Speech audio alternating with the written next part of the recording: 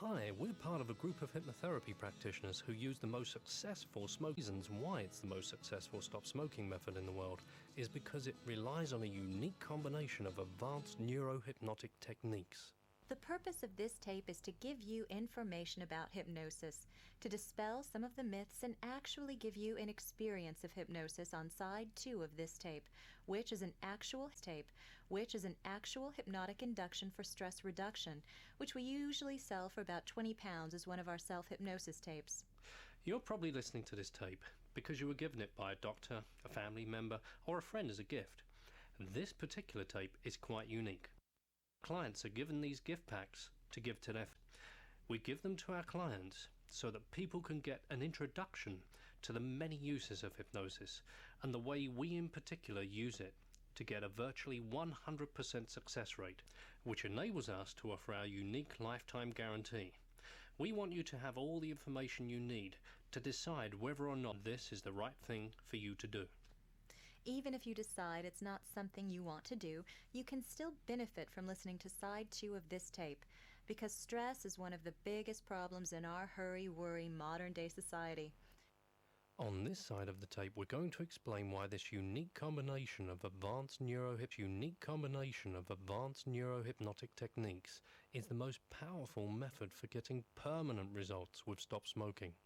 Because many people stop smoking and then start again. We are only interested in permanent change. We're going to talk about how the conscious and the unconscious mind works.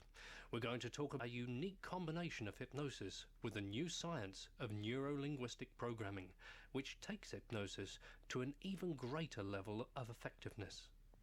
We're also going to compare hypnosis to other methods of emotional and behavioral change and answer all the commonly asked questions about hypnosis while you listen in the car or on your Walkman or at home.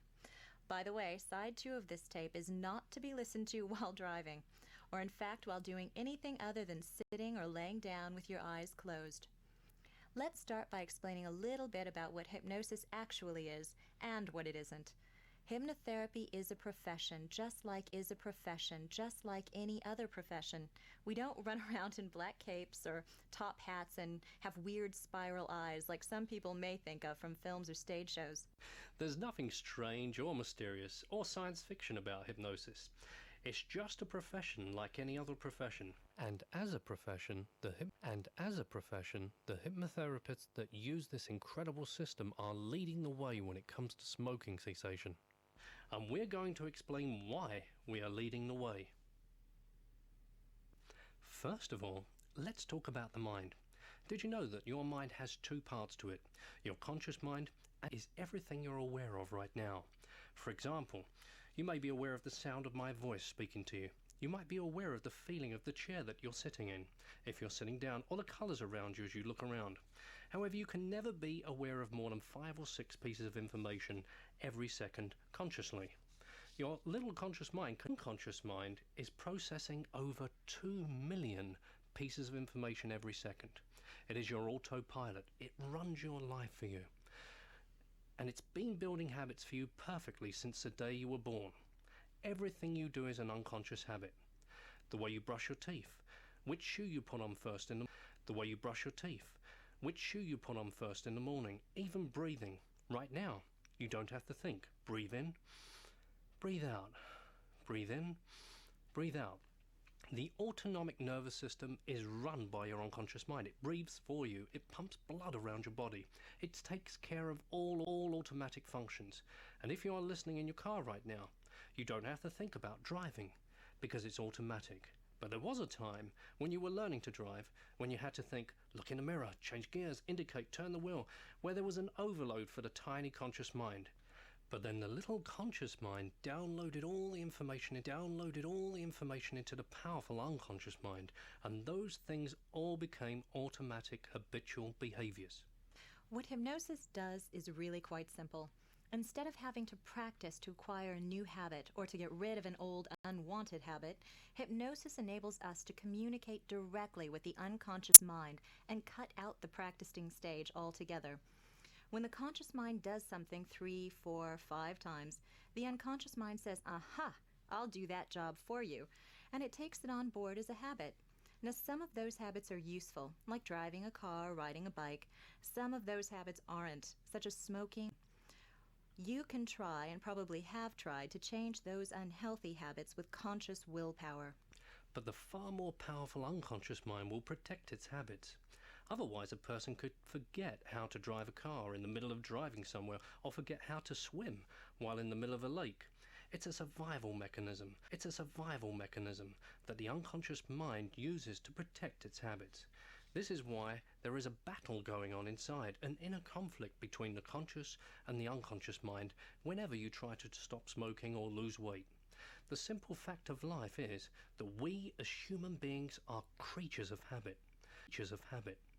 And if we had a method of controlling habit in a quick, easy way, then we could take control of our lives. Hypnosis, when it's done correctly, is that method. So, where do habits come from? Let's look at smoking. Most people, when they were younger, some of us persisted through all the coughing, spluttering, dizziness, and burning eyes, not to mention the awful taste, and repeated this behavior until the unconscious mind said, okay, let's make it automatic. Let's make it into an automatic habit. And from that moment on, you became a smoker. Now you can say to yourself, I warn myself, wanting to reach for one, because the conscious mind is like the minute tip of an iceberg, and the unconscious mind is like the iceberg itself.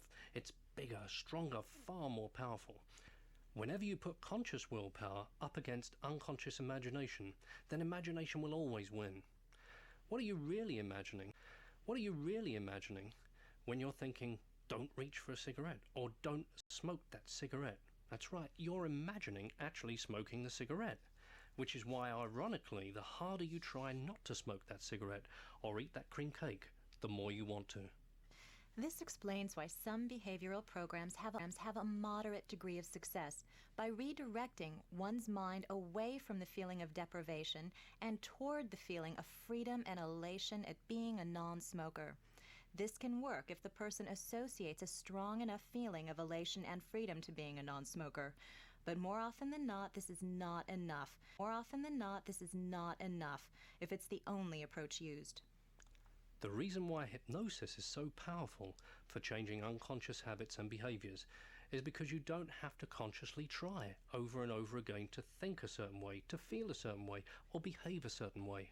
Hypnosis makes it instant, it's automatic, because it gives us the ability to communicate directly with the unconscious mind, the place where all habits are kept.